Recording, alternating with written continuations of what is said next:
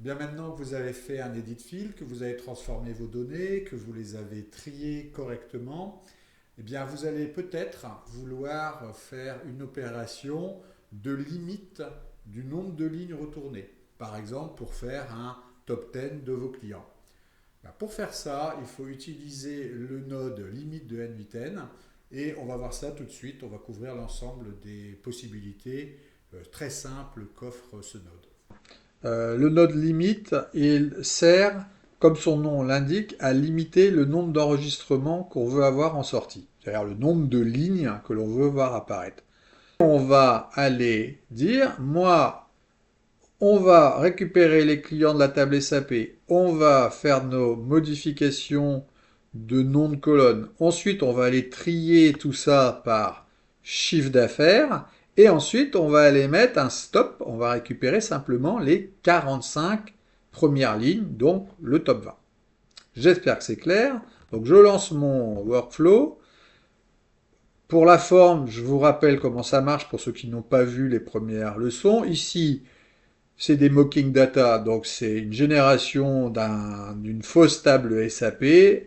Cette table qui nous sort les intitulés en allemand, normalement on la retravaille dans un edit texte ici, donc on le récupère. Donc on récupère les données en allemand, on fait un mapping.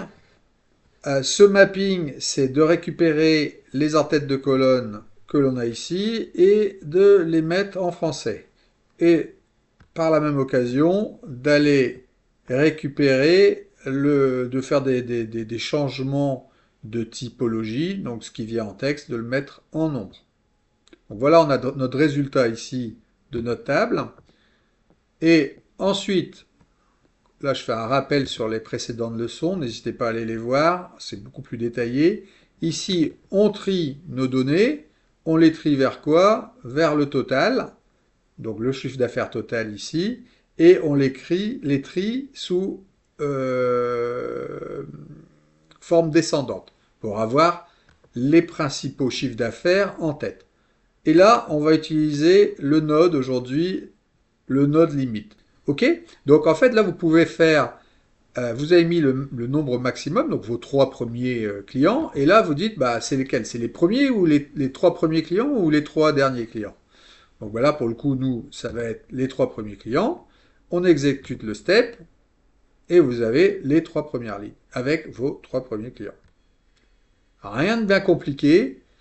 Par contre, les cas d'usage, ils sont extrêmement nombreux. Mais vous pourriez aussi avoir ici un edit field qui serait, on l'appellerait variable. Et dans cette variable, vous auriez eu ce champ calculé qui vous dirait, eh bien maintenant, sur la table des clients, il va falloir récupérer la 8e ligne.